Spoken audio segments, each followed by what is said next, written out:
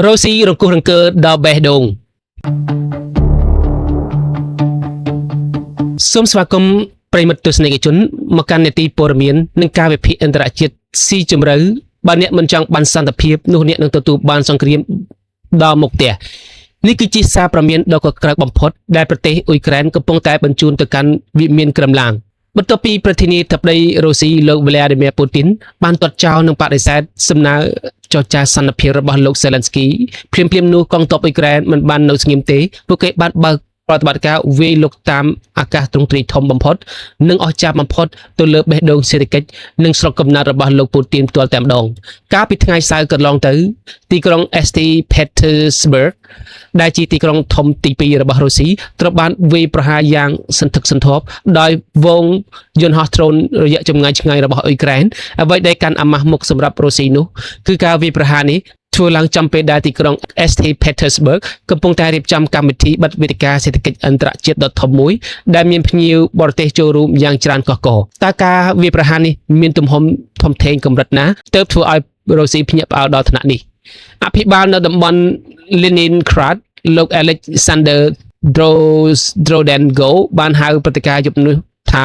ការវាយប្រហារដ៏មហិមានិងស្មុគស្មាញបំផុតដែលមិនអាចធ្លាប់មានពីមុនមកសំឡេងសារ៉ែនប្រកាសអាសន្នបានបន្លឺឡើងកងរំពងពេញទីក្រុងខណៈដែលប្រព័ន្ធការពារដែនអាកាសរុស្ស៊ីត្រូវបង្ខំចិត្តបាញ់ស្ទាក់យន្តហោះដ្រូនអត្តឃាតរបស់អ៊ុយក្រែនរហូតទៅដល់141គ្រឿងនេះគឺជាចំនួនដ៏ច្រើនសន្ធឹកសន្ធាប់ដែលបង្ហាញអំពីសមត្ថភាពផលិតនិងបញ្ជាដ្រូនរបស់អ៊ុយក្រែន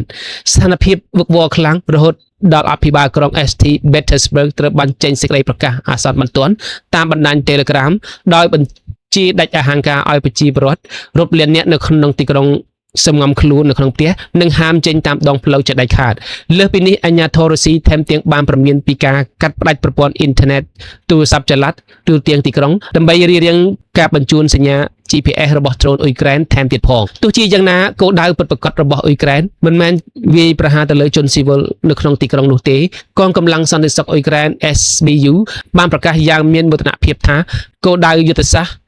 របស់ពួកគេគឺការវាយប្រហារទៅលើកោះKronstadt ដែលស្ថិតនៅក្នុងឈូងសមុទ្រ Frank Long កោះនេះគឺជាទីតាំងប្រវត្តិសាស្ត្រនិងមូលដ្ឋានឈរជើងរឹងមាំរបស់កងនាវាចម្បាំង Baltic របស់រុស្ស៊ីដ្រូនអ៊ុយក្រែនបានទម្លុះប្រព័ន្ធការពារនិងបានវាយកំទេចឃ្លាំងស្តុកគ្រាប់មីស៊ីល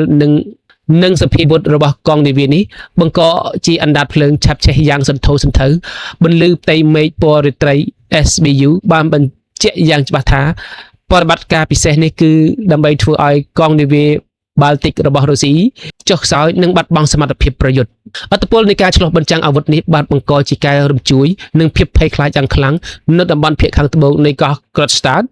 លើដីគោកប្រទេសរុស្ស៊ីប្រព័ន្ធផ្សព្វផ្សាយនៅក្នុងស្រុកបានរាយការណ៍ថាប្រជាជនរុស្ស៊ីជាង600នាក់នៅក្នុងទីក្រុងសមុទ្រ Bolshaya Izhora ត្រូវបង្ខំចិត្តរត់ជម្លៀសខ្លួនចេញពីផ្ទះសម្បែងទាំងកណ្ដាលយប់ដើម្បីគេចពីហានិភ័យនៃការផ្សាយភាយគ្រប់គ្រងសេវមិនត្រឹមតែប៉ុណ្ណោះវិស័យសេដ្ឋកិច្ចនិងចរាចរណ៍ដែនអាកាសក៏ត្រូវរាំងស្ទះអាកាសយានដ្ឋានអន្តរជាតិ Bugovo របស់ទីក្រុង St. Petersburg ដែលកំពុងតែមមាញឹកក្នុងការទទួលភ្ញៀវអន្តរជាតិដែលមកចូលរួមវេទិកាសេដ្ឋកិច្ចត្រូវប្រកាសបិទទ្វារនិងផ្អាកជើងហោះហើរទាំងស្រុងដែលនេះជាការបំបាក់មុខមាត់រដ្ឋាភិបាលលោកពូទីនយ៉ាងធ្ងន់ធ្ងរនៅលើឆាកអន្តរជាតិព្រឹត្តិការណ៍នេះគឺជាសារព្រមានដ៏មុតស្រួចនិងច្បាស់លាស់បំផុតពីអ៊ុយក្រែនថាបើលោកពូទីនមិនព្រមចូលតុចរចាទេនោះរុស្ស៊ីក៏មិនអាចរស់នៅបានសុខសាន្តឡើយ